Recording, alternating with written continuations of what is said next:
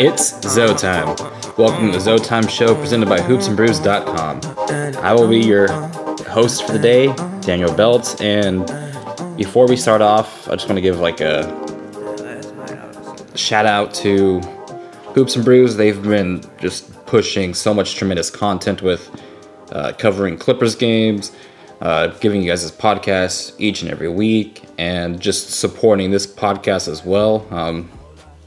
They're the homies, and it's great to see their success just taking off, and it's cool as hell to see. In the last interview that they had, they were able to interview Zubac, and that's the homie. That's Zupac. That's Zu Alcindor. That's the guy, and it was just cool watching Tom, or TPJ, as you guys know him, ask Zubac these questions, and that was just cool to see. Like, if he would have told me last year when we first started this podcast together that the next year TPJ and Pavy would be interviewing Doc on basically a monthly basis, or asking questions to Pat Bev, Derrick Rose, Zubac, Montrezl Harrell, all these people questions, I would have said that's fantastic because they grew, but just how fast they've grown, all the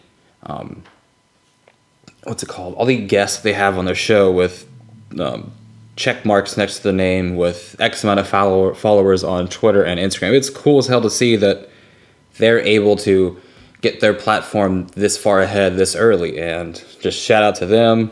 Hopefully one day I can say the same for this podcast when we have checkmark guests on the show as well. Hopefully next season, which will be the turnaround for the Lakers franchises as well, because good God, we've been a shit show for the past 5-6 years. I'm tired of this shit, but nothing much that we can do or change as fans about the direction of this team this season, the past 5 years. We can just hope and pray that we do sign someone this summer, or we do trade for someone substantial this summer and not give up a lot. It's gonna be a crazy summer. We'll talk more about that later in this episode. And again, before we start off on the actual show, this is the tribute to Nipsey Hussle, who passed away last weekend. I'm so glad that the Lakers did the right thing and not only honored him with an Instagram and a Twitter post, but they basically they played their music through their first home game since his passing, like the entire night. Like, all you heard was Nipsey in the crowd. You heard them warm up to Nipsey. You saw our public address announcer give like a moment of silence for him as well. It's nice that they understood the impact that Nipsey had on the LA community. They understood the super fan that Nipsey Hussle was, because he did go to a lot of Laker games. He basically was a Lakers fan legend. We saw this guy almost step up to fight, who was it? Travis Scott, I believe, was at the game or something like that. And also stepped up to fight when Chris Paul, Ingram got into that scuffle with Rondo too. You saw him basically have this impact on Jordan Clarkson, Kyle Kuzma. You saw the video from a couple years ago when he and Julius Randle had a shootout on the court, and I believe Julius won that. But it's just cool to see, like, Nipsey, like a guy that a lot of us LA Laker fans, like, kind of like we connect with. Like, we see what he's doing and it motivates us. Like, he is LA to the core. He's a Laker fan to the core. He keeps it real. He empowers those around him. He was a very talented dude. Victory Lap should have won the Grammy. It's sad that he didn't, but like, that was probably, if not the best album last year, the second best. And it's just nice to see everyone kind of like understanding the impact that he had in Los Angeles. Even the Clippers put out like a very good tribute to him as well. You saw the connection that he had with LeBron, and like, it's a saddening thing knowing one of our own passed away this early in his life in a tragic situation. And hopefully the Lakers win number 17 next year for Nip, which would be hella cool. I'm glad he got to see multiple Lakers championships in his lifetime. And And I'm glad he was able to put out Victory Lap before his passing because, again, that was such a great album. And yes, I'm just so happy that the Lakers did the right thing. I was kind of nervous based off of how the season has gone and how much of a clusterfuck it's been that they weren't going to take the time to honor Nip the correct way, but they did.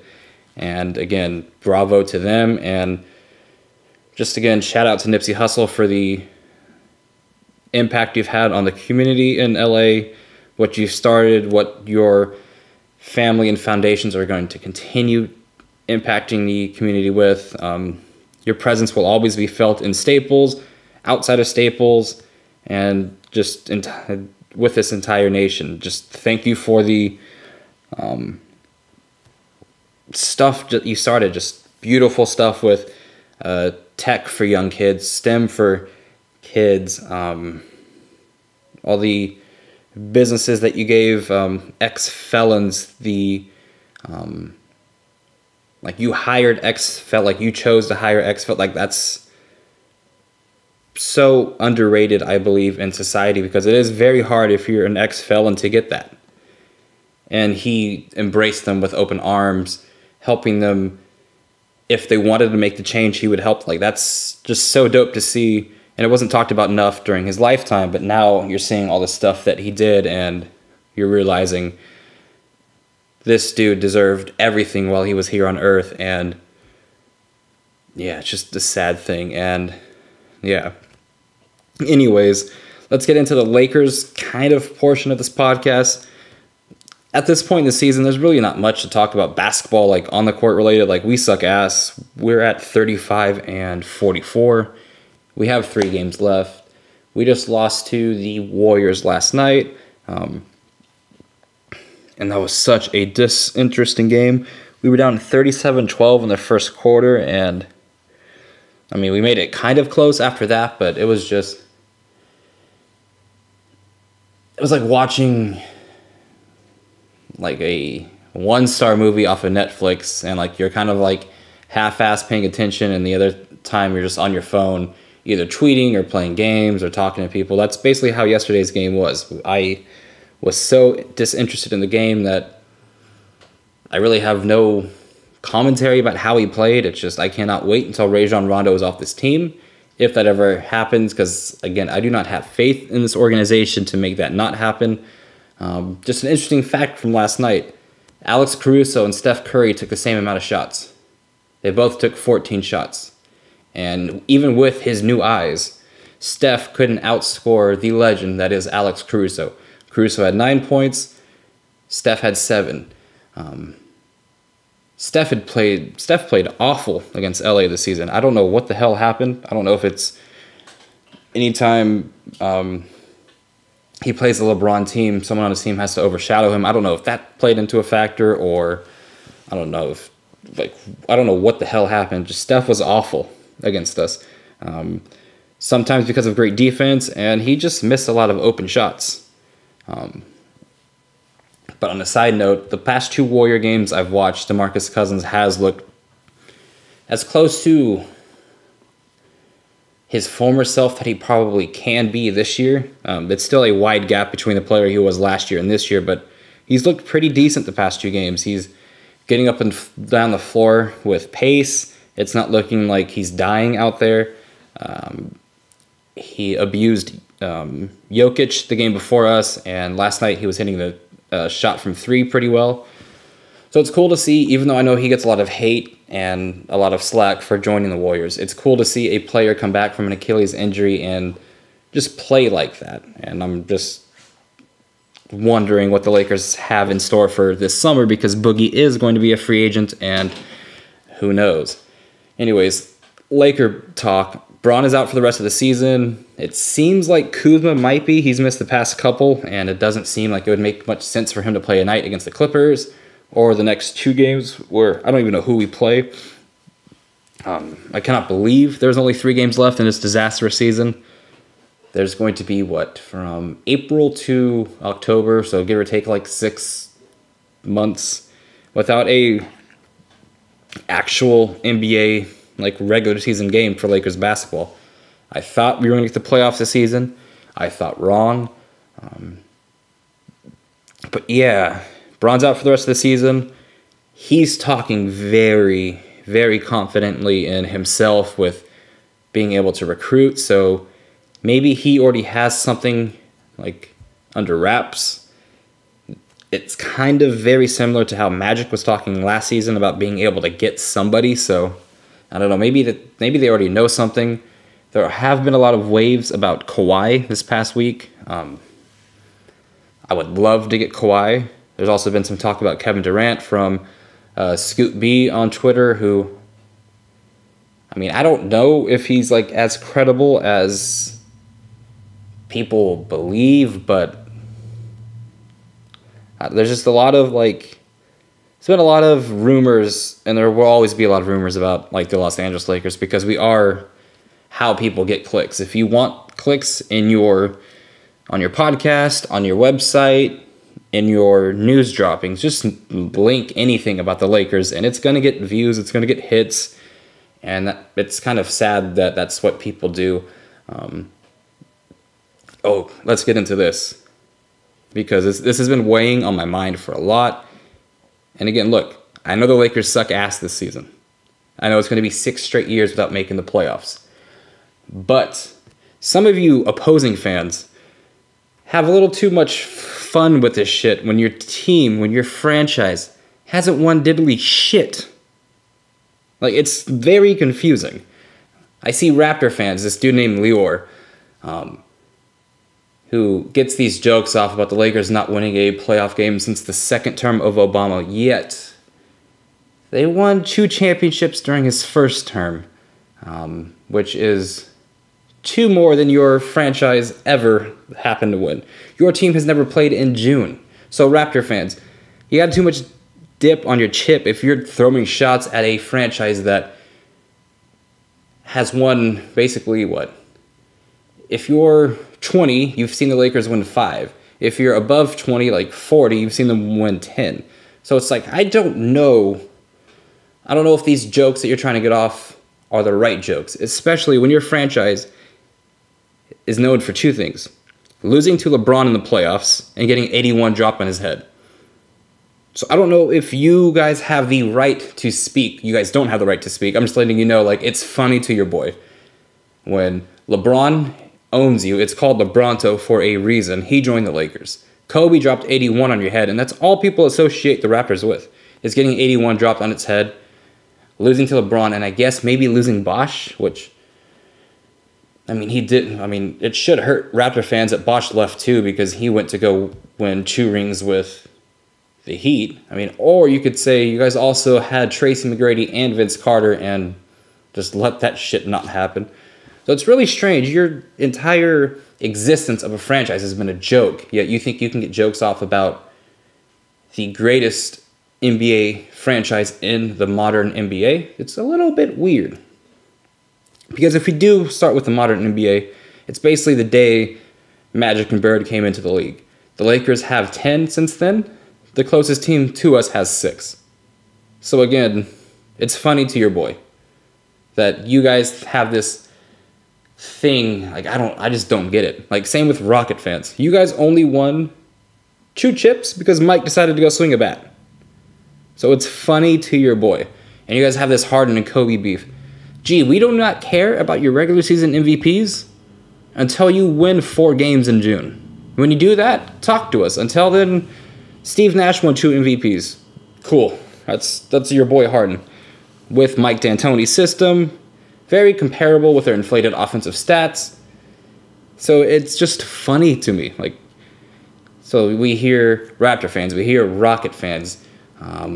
There's a bunch of other poverty franchises that like to talk shit, like the Sixers, which they haven't won since a championship since the 80s. We beat you guys in 2001. Again, play in June in your lifetime. Then you can at least have a conversation with us Laker fans. We've seen Kobe, Shaq, Powell lift up trophies in June. We've seen Phil win 5 with LA. So it's just very funny. And, I mean, I guess I'll throw some shots at the Bulls as well, even though you guys did win 6 in the 90s. What have you guys done since then? Like, I saw I don't know who was it that was making fun of Lakers player development today, but like, you guys haven't played in June since Mike left. Do something. Like, I was 6 when Mike won his last. And you guys couldn't have been much older. And like, the enjoyment from those, like, those memories you guys probably have are from 21 years ago. I will kill, like, I'm not going to kill myself, but I will be very disappointed in the Lakers basketball if they go 21 years without playing a game in June, without lifting a trophy in June. Luckily, it's only been 9. So if I have to put up with 12 more years of this shit, Jesus Christ, man. Also, King fans, why do you open your mouth when you talk to the, like, why do you talk to Laker fans? Like, they posted some, their King's Twitter posted something stupid from some dude on Netflix that I've never heard of. And it's like, you wouldn't even be a D-list celebrity. You'd be like, you wouldn't even be, the Lakers wouldn't even acknowledge that you were at the game if you went to Staples Center. Yet you're like a Kings super fan that they fucking put out to the world like, hey, we finally have one. We wouldn't even acknowledge you.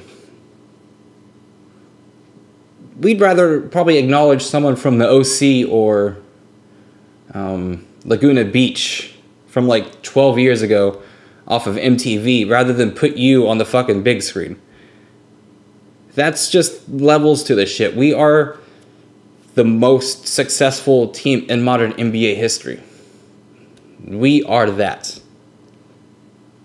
We are the gold standard, and people still look up to the Lakers as the gold standard. We're also Knicks fans. Jesus Christ, if I go 40 years without winning a title, whoo, you guys are some loyal motherfuckers, but you guys need to shut up sometimes. Like, this is not the discussion. We are not the people you should be talking shit to. Talk shit to, like, the Kings, the Grizzlies, the Magic, the Raptors. Like, talk shit to those guys. We are not who you should be talking shit to. Like, the Knicks, like, you guys have some basketball history. Like, it was way long ago, but you guys do have some. Like, that's something to be proud of, I guess. Your grandparents probably enjoyed that. But we are not your enemy, or nor should we, because, like, why would you talk to us? Also, Clipper fans, like, cool. You've been this more successful team in LA for, what, 7 seasons? You have, what, no Western Conference Finals berths. You have 0 NBA Finals berths. You have 0 trophies. Like, relax with the shit. Only teams that can have a conversation with the Lakers. I mean, I'm not even going to put the Celtics in there, but I guess they do deserve that because of what the Celtics did in the 60s, I guess, helps them now. Which doesn't make any sense because, like, my grandparents were watching the NBA in the 60s and they weren't really watching basketball. I don't really think that many people were watching basketball in the 60s. And the Celtics have won, what, 1 championship in 33 years? Kill me if that happens to the Lakers. I will be dead inside. So, also, we've won one more recently than you. So, I mean, I guess you can talk to us based off of things that happened when we still hadn't gone to the moon. But, cool. Like, congrats on the titles in the 60s. So, I'd throw them out. LeBron fans can at least have a conversation with Laker fans because you guys have 3 rings since LA's won their last, but Kobe has 5, LeBron has 3, so that conversation dies down almost instantly. Warrior fans are about to three-peat, they're about to win 4 and 5. Yes, they can talk to us because we are the last team to three-peat. They are the gold standard for what the NBA is right now. They have a tremendous amount of talent that all fit well together, that can do multiple things on the basketball court. They are what everyone is trying to be. Who else? Spurs can always have a conversation with us because they've won 5 in the span of when we've won 5, so that kind of goes hand in hand. Bulls fans, I guess if you're like old enough to vividly remember the Mike era.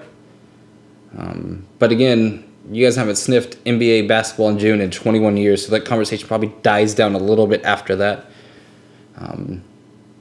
Who else can talk shit to Laker fans?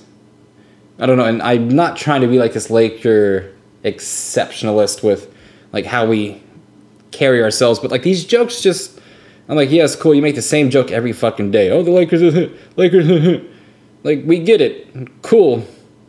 But look at like our entire like history, and it's not like the Knicks. It's way more modern than that. It's at the beginning of this decade, so it's like, relax. What's your team done? Let me know what your team has done. Oh wait, nothing? Why is this discussion even being, because you guys get to play one series in April and we don't? Cool. Congrats on the participation trophy. I'll send the fucking congratulations card out next week. But it's just like, relax. Unless you're the Spurs, Warriors, a LeBron fan, old enough to remember Jordan, and I guess if you want to count the championships before he went to the moon in Boston, that's it. That's a select few. No Rockets, no Mavericks. You guys only want, what, one? You want a fucking... I've never seen a more...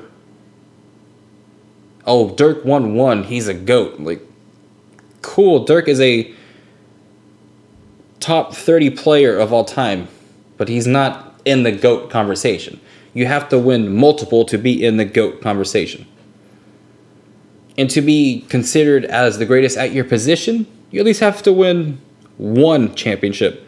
So those Harden fans, like, yeah, cut the shit. Yes, this is my little rant about all the jokes I've been seeing on Twitter with how disastrous the Lakers season has been, but cool. Like, get those jokes off the most successful franchise in the modern NBA. That's funny, haha. Let's look at your franchise. I guarantee there are way more jokes about your franchise and the idioticness that has transpired over... I'm 26. I've seen 5 championships. No, unless you're a Mav fan, you can't say that about your team. Maybe Bulls. When did they... Was I alive for the 92? I guess if you're a Bulls fan, I was in diapers when that shit happened. But yes. Anyways, enough of the high horse that I'm on with the Laker franchise and all those jokes, but just enough is enough. Like, come up with some new material, because it gets old every single day. Kobe's not top 10. Lakers are a dumpster fire. Cool. Kobe is top 10. Lakers, yes, dumpster fire now, but like 2010 ain't that long ago. Some of your franchises have been around since the 80s, 90s, and they've got 0. Man, if a 9-year drought for the Lakers is dumpster fire, then whoo, some of the other franchises better fucking like hide when the jokes start to come. Anyways, Bron's out for the season. Lonzo was seemingly becoming his own man. He fired Allen 2 weeks ago. It seemed like he was posting some cryptic shit with Nike. We'll see where that goes. He just went his separate ways from his agent. Now we're hearing news that LeVar is vetting agencies if they can get Lonzo, Jello, and Melo on the same team, and I call BS on that. I think Lonzo is just... He's not going to tell his dad, like, hey, kick rocks, but, like, I think the days of LeVar having this big input on Lonzo's basketball career is over. Like, I think Lonzo is going to become his own man. He's going to basically do what he wants to do. He seems very happy in LA. I don't think he wants to leave LA. I think he knows the dream of getting his 2 brothers on the same team that would always be cool. If I ever made it to the league, of course I would want my brothers on the team. Basically how J.R. Smith got his brother on the Knicks. But like, that's just not going to happen in LA. And I think Lonzo realizes that, and I think Lonzo wants to be a part of the next team that wins a championship in LA. I think he wants to continue to play with Bron because that's his idol. So I just think this summer is going to be a very important summer for Lonzo Ball. It's going to be... Basically, this summer will dictate if he is in LA the next 10 years or if he's traded by the deadline. He has to show improvements in all areas. His free throw, his ability to stay on the court, 3-point shot, mid-range, everything else is cool. Like defense, IQ, passing. He's like just sharpen some of the weaknesses that he does have, because he does have some. Free throws, 3-point shot, mid-range. He needs to be able to be more comfortable in the pick and roll with pulling up, passing, dribbling, all that shit. But again, he has like the intangibles. He knows how to play the game. It's just he needs to fine-tune his skill set. Also get stronger, stay on the court, and just kind of become a leader that this team needs. Because yes, LeBron can be the leader, all that he is, but you need more than one. Like with the Lakers, you had Kobe, you had Fisher, you had Powell. Like those are 3 kick-ass dudes like that I will always go to my grave and talk highly of. We need more than one. We need more than Bron. We need someone to step up. Maybe that's someone we signed in the summer. Maybe that's Lonzo. Maybe that's Ingram. Maybe that's Kuzma. We'll see. It was funny the Lakers won like 3 of 4 or 4 or 5. Like last week, it was basically LeBron wanted to get his season record above 500, and then he was like, hey, I'm out. So it's just, a lot of these things are funny. It's just funny times in Los Angeles. Laker fans realize that. It's just, hey, we know it's funny. We know we're missing the playoffs. But if we see a joke franchise make that joke, we're like, hey, look in the mirror, dipshit. You still got a long ways before you even open the door to talk to us. Don't let it hit you on the way out. And that's that. That's basically what I was trying to get with my rant earlier. Also, there are some random people on Instagram that like will Instagram me like once every 2 days. You're not a real Lakers fan. Like, don't try that shit. Like, I was in person for the 2010 parade. I went to basically the first NBA game I went to, like, professionally was 2003. It was one of Shaq and Kobe's last, like, years together. I'm glad I got to see them play a game. What else? Like, I was heartbroken over the 08 finals. The 04 finals, I was like 12. Like, it didn't grasp me like the full extent of that loss. Like when I was 16 in 2008, like I understood the impact of that championship that was lost. I understood the impact of the Celtics winning another. I understood the jokes, the takes after the Lakers lost to the Celtics. A lot of people were questioning, was Kobe ever going to get his ring without Shaq? Like, so for people to say you're not a true Lakers fan, like I went to Laker games during the Tank era years. I went to a game in Sacramento in 13 or 14 when basically the Kings played Ray McCollum and we played like Swaggy P and some randoms. We lost that game. It's like I have the groundwork. I have the framework as a lifelong Laker fan. Never wavered, even though for a lot of us Laker fans, it was dark times after Kobe's case, after Shaq left, after the first round exits. And when we got the first round exit and the We Believe Warriors won that series, there were people want to say about the Laker bandwagons that left LA for Golden State like 4 years ago. I would say a lot more happened during that time than as of recent. Because I know a lot of my friends went from Laker fans to the We Believe Warrior fans, and that's what kind of birthed Warrior Nation. So when they say Warrior fans are bandwagon Laker fans, yes, like I agree. I agree that that's actually what happened. But it didn't happen in 2015. It happened in 2007. This is when the shits really happen. And I don't know that many people that actually like think about it. Like, the Warriors became a brand basically again after the TMC era, I think in 2007, and a lot of Laker fans went to Golden State and stayed there ever since. And so a lot of Warrior fans, like, you'll hear them speak. What made them start liking the Warriors or watching basketball? It was that 07 year, or the We Believe year. And that is when a lot of Laker fans transferred. And don't ask me, just ask Warrior fans, hey, when did it start? And who were you watching NBA before?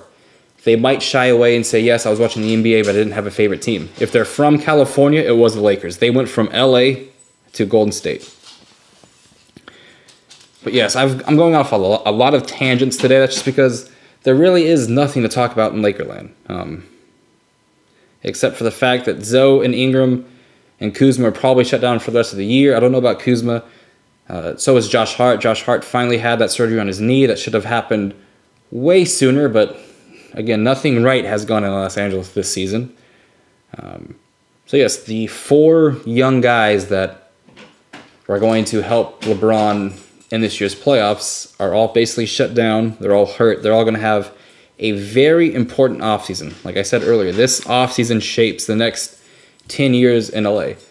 This offseason shapes whether we become the Bulls, where we don't win anything for 20 years, or we get right back to our winning title ways. Like, it's basically half and half, because we're only going to have 2 or 3 seasons left of LeBron. So it's going to come down to who are we able to sign, who are we able to trade for, the development of our young players, and LeBron's health. And if our front office fixes its ways, instead of signing the meme squad, they sign actual players that can contribute. That would be a start. But yeah, it's going to be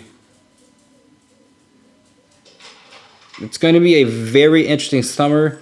There are going to be a lot of stories put out. There are going to be a lot of clickbait articles. There will be a lot of Laker fans fighting in-house. Like, it already happened today with Jimmy Butler, the idea of Jimmy Butler in LA. I, for one, like Jimmy Butler. I've been a Jimmy Butler advocate for some time. I do think his pros outweigh his cons. I think he's a hell of a player. Offensively, he leaves somewhat to be desired of. He's really not a number 1 option, nor should he be. But he just plays the game when he's on the court the correct way. He's just always there with his intensity levels, his defensive levels, it seems that he's very unselfish on the court, but when he's off the court, he has a problem with how things are happening on the court. He's a very strange dude, like, to kind of think about. But if he's able to play with LeBron, if we bring in someone else, if I think we put the right players around him, like if you have LeBron and who knows, like, I don't know, LeBron, Jimmy, like, and maybe Kemba is, I don't know. I'm wondering how many players we do get, who do we throw money at? Because if we do get Kemba and Jimmy, I don't think Lonzo's here next season, and that's going to be sad because I'm a huge Lonzo fan, Lonzo advocate, but like, it's going to be a very interesting summer. There are so many ways that this summer can play out, and I'm tired of saying the summer. I'm tired of the Lakers tanking. That's why when they won 3 or 4 games in a row, like, I didn't mind it. Like, I don't care about the tank anymore. Like, yes, I understand the benefits of tanking and getting a better pick, but, like, cut the shit already. It's been X amount of years. Like, I'm tired. Like, I'm tired of... So my birthday always falls around the lottery date. I'm tired of a lottery date being something I watch the night before my birthday is. Like, I normally start birthday festivities during the draft lottery. I get very hammered during it, and luckily, for the most part, the Lakers had tremendous luck in the draft lottery. They were able to keep the Lonzo pick, the Ingram pick. So that was cool. That was the ramifications of the Phoenix Suns trade. But yeah, like, it's tired of that shit. And also, like, I do want to talk about the former Lakers that are going to be getting playoff experience this year. One for sure is going to get playoff experiences is Zubac, and I mean, even though he already has it, Lou Will. They're going to make it with the Los Angeles Clippers. It's very cool to see Zubac, even though he hasn't been this statistically great player for the Clippers. Like, the record with him is insane, and their points when he's on the court versus when he's off the court is pretty crazy too for a guy that couldn't get minutes earlier in the season, and now he's going to be starting for a playoff team. Like, that's crazy. Zubac was very He's had a lot of things to say about the Lakers, like, way of doing things, the Clippers' way of doing things, and, like, the contrast. And look, he's right. And he's not trying to be dickish. It's just he's saying how things happen and how things are. And we have a lot of things we need to fix, but I'm just happy for Zubac that he's going to hit free agency with this run underneath him.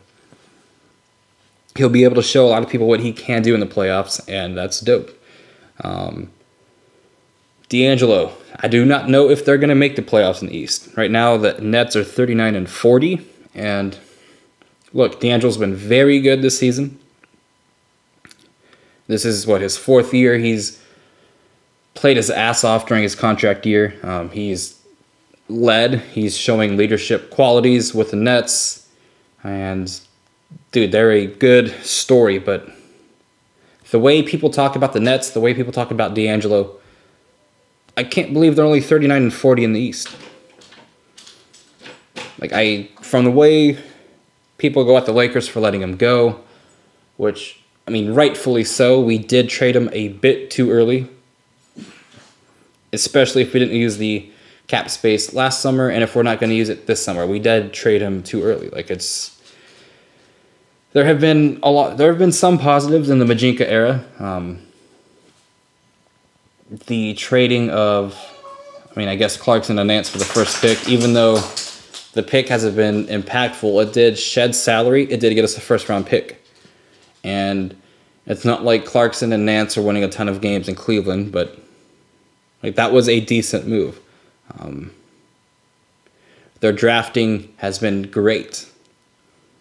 Their handling of the draft players after has not been so great since the public trade talks were made aware with New Orleans, but there are some positives in the Magica era. It's just it can get all the way negative this summer if we do nothing with the cap space, because then we traded D'Lo for nothing just to get rid of Mozgov when that was going to end anyway if we don't even use the cap space correctly.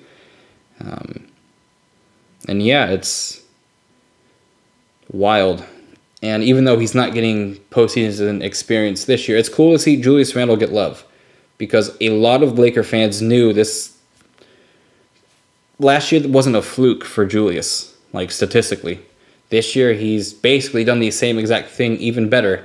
He's even hitting the three at a much more consistent rate. He's taking more threes and making more threes, and it's just cool to see. It's cool to see.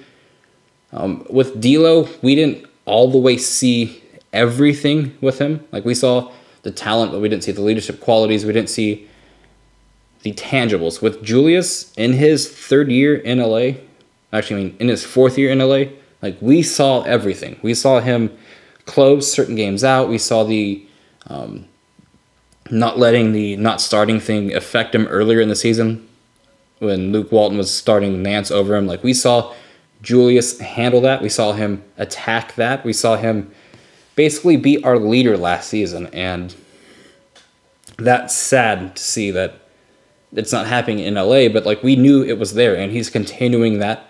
And hopefully he gets paid this summer. Hopefully both of those players get paid, even Zubac. And another player that is going to have a great postseason because he's going to play with the hopeful MVP and Giannis is Brook Lopez. When I say I envisioned a pass-first player passing it to Brook Lopez for 3, I thought for sure on July 1st, once LeBron signed, it was going to be LeBron passing it to Brook Lopez for 3. But no, we decided, let's not do that. Let's sign JaVale and let's roll the dice. And instead, Brook Lopez has been very good for Milwaukee. He's exactly who Giannis needs around him. Giannis needs floor spacers around him until he can develop a consistent jump shot. And I know his numbers are up, but still teams are going to sag off. And teams cannot sag off anymore on the 7-foot splash bro that is Brook Lopez. He takes some ridiculously deep threes and they go in, and it's just crazy.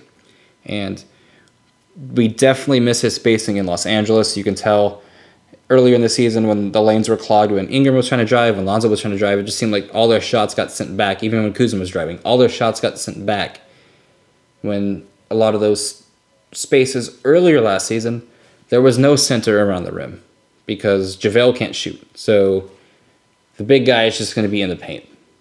Last year, the big had to be out of the paint because you have to respect Brook Lopez shooting the three. And I think we underestimated the defensive impact that Brook Lopez has made last season because, yes, he's not the most athletically gifted player. He's not this insane lockdown defender, but he can defend very well.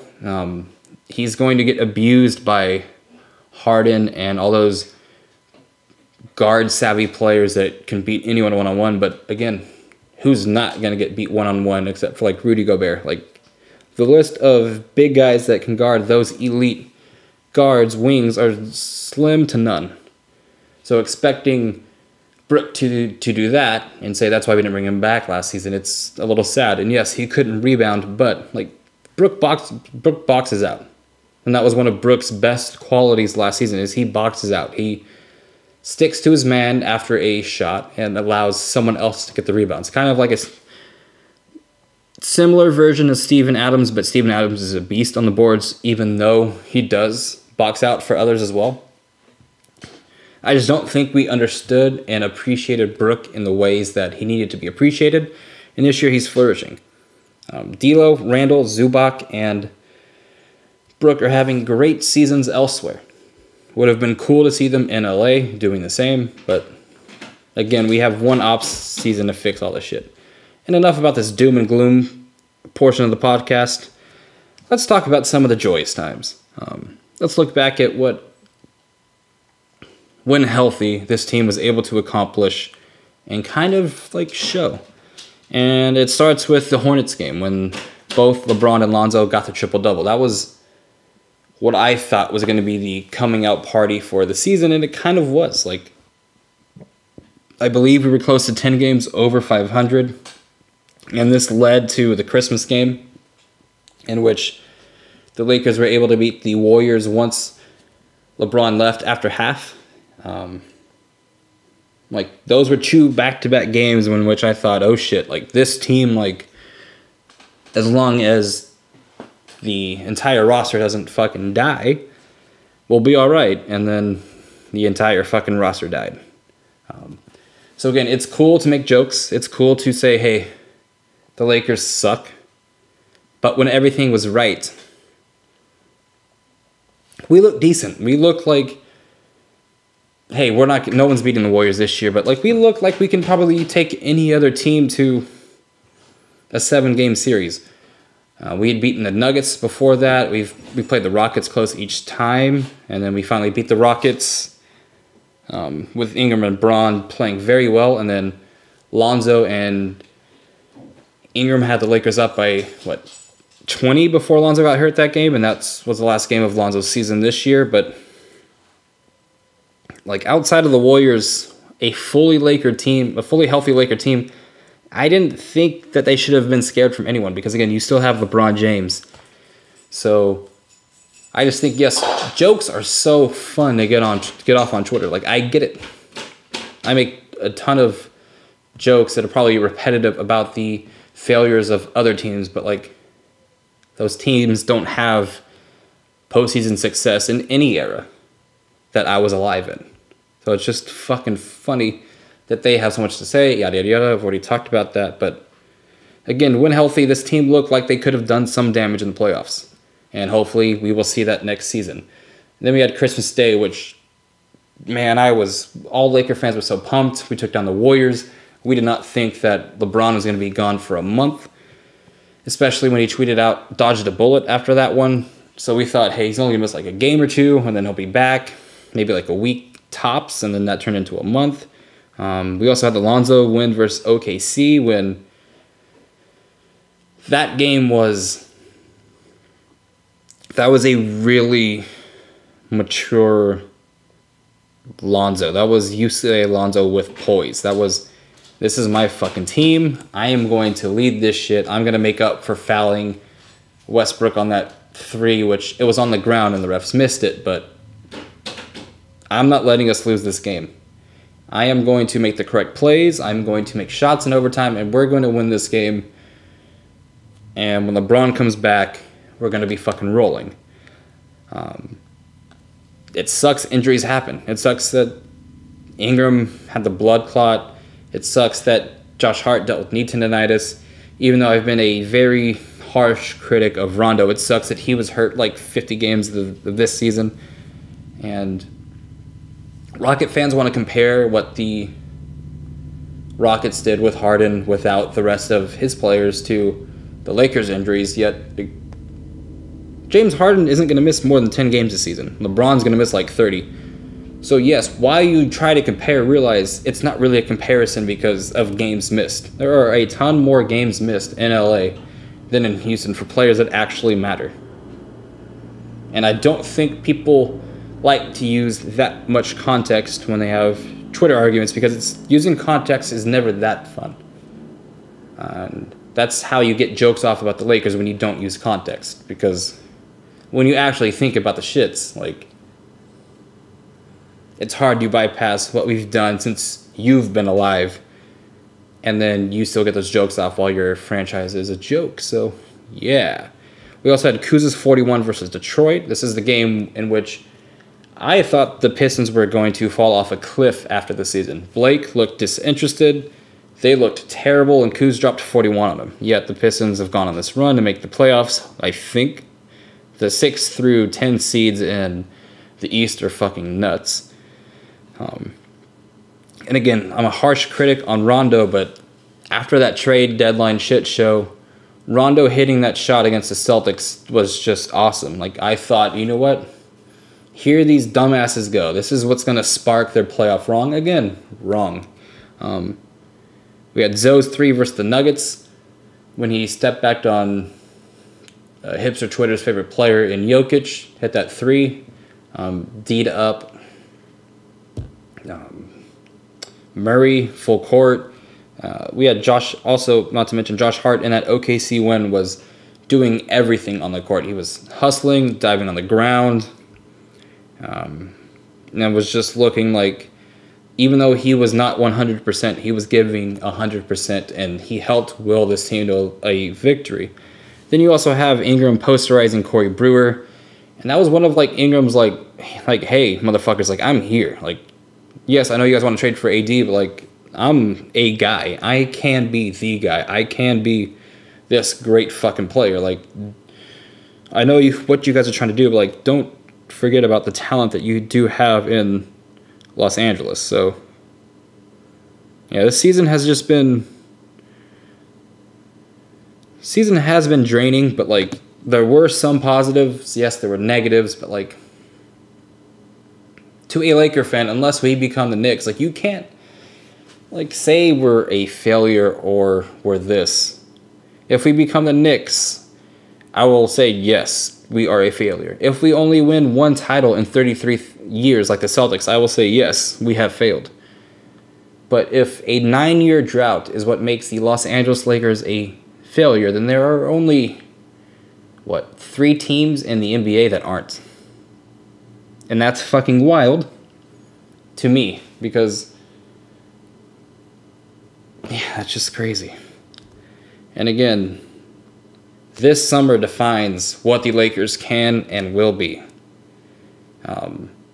Hell, the way Boogie's looked, I'm not even mad if...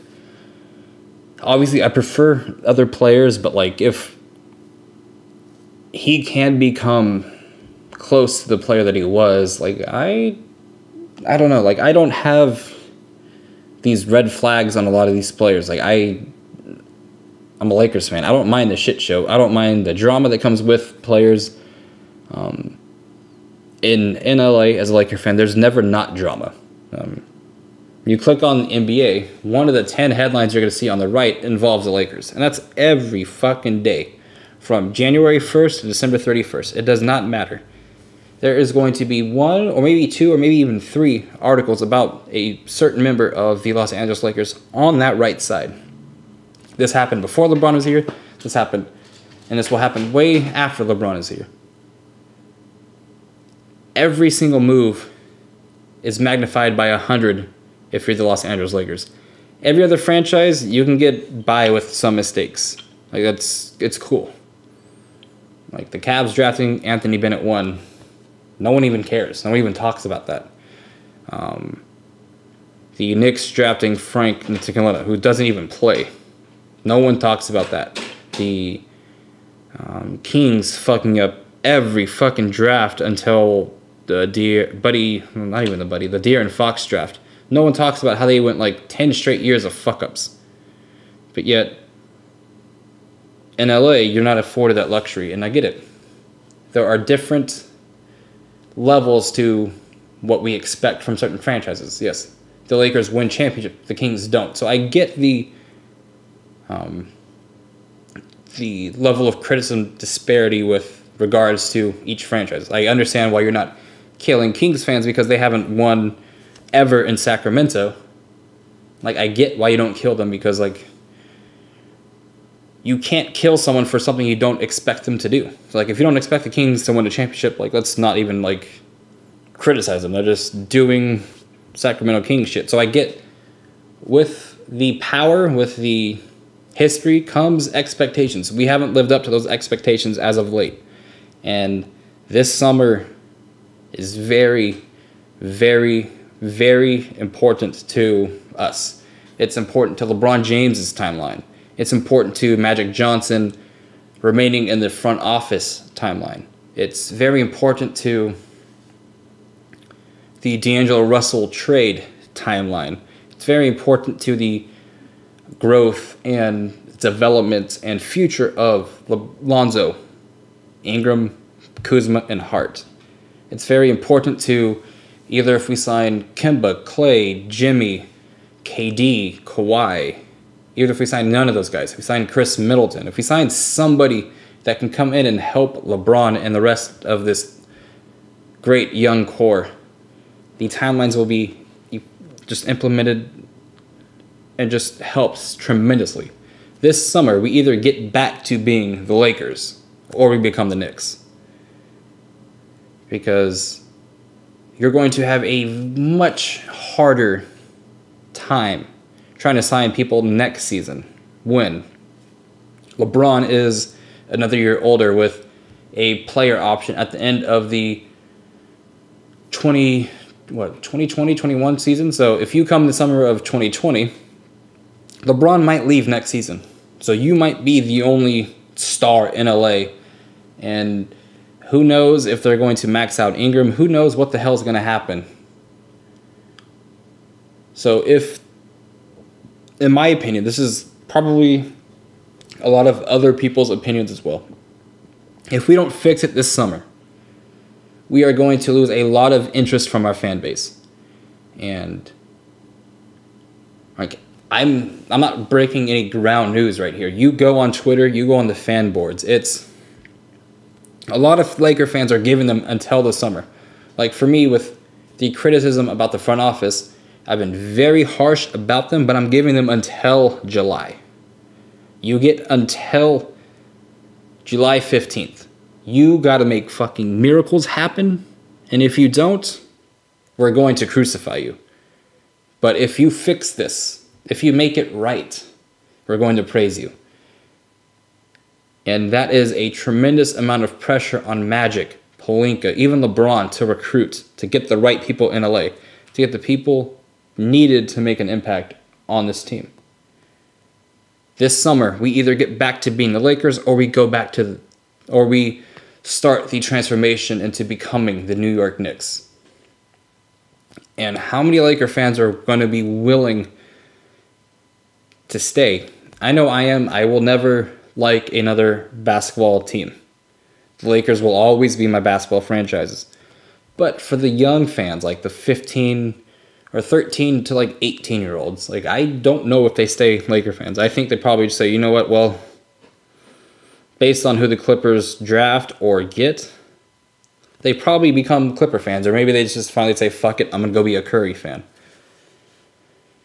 This summer shapes not only on the court success, but off the court fans, probably financially as well. And hell, if we don't get anybody, maybe the conversation starts. Is it in the Lakers' best interest to get LeBron to a team that can win? And there are going to be some tough conversations if come July 5th or 6th, the Lakers haven't signed anyone of note. If we roll out another fucking summer of JaVale, Lance, KCP, and Rondo, you are going to hear boos in October when the Lakers get to their season opener. This is like I don't think you could. What's it called? I don't think you can downplay the importance of June and July. And it definitely does start on draft night. If the Lakers are able to jump in the lottery to a top 4, then that kind of starts this positive momentum going forward. But, like, just who knows? Like, this is going to be a exciting summer, and I'm going to be a lot more active this summer with podcasts and yada yada whatever than I was last summer. Like, this last summer, I thought we were getting Paul George, so, like, I kind of, like, didn't need to investigate every cryptic thing that came on the internet. But like this summer, like it's due time for Los Angeles. This is the ball's in our court. We're down 2 with 8 seconds to go. Are we going to miss our shot? Are we going to do okay enough to send it to overtime? Or are we going to hit a buzzer beater that leaves a lasting impression off of this summer, building for the future and building for the now, in which we can get LeBron another championship in his playing career, in which the Lakers can lift number 17 before the Celtics move to 18. Also, I forgot about Kyrie in the free agency as well. Does Kyrie come to LeBron and for a little reunion? Just who knows? This is going to be a very telling summer, and again, if the Lakers get no one, a lot of the fans are just going to mentally check out. Because it does feel like if they don't do it this summer, all the Kobe fans are like, I'm out, deuces. Like, it does feel like that. Anyways, this might be one of my personal favorite episodes because I just rambled. Like I went into this podcast with a whole bunch of notes and I basically read about 10% of it, and I just went on about all of my expectations, my jokes, my highlights of the season. It was fun. This was a very fun episode, and I hope you guys enjoy it. Let me know what you think on Twitter, on Instagram. If I get any more DMs from bots saying I'm not a true Laker fan, I don't know what to tell you guys. It is what it is. But again, we play the Clippers tonight, so hey, yay. Only 2 more games after tonight. We're at 35 wins. We're probably going to equal the win total of last season, so joke's on us. But anyways, until the next time we speak, make sure you guys check out everything that Hoops and Brews is putting out. They're going to be covering LA Sparks games next season, so that's fucking dope. Like, the LA Sparks are a dope product. They're also LA. Anything LA you have to support. It'll only be a matter of time until the Lakers come calling Hoops and Brews saying, hey, like, check, or like, cover our shit too, because we see what you're doing. We like the movement, and yada, yada, yada. Until the next time we speak, this has been Daniel Beltz. Thanks for listening, and go Lakers.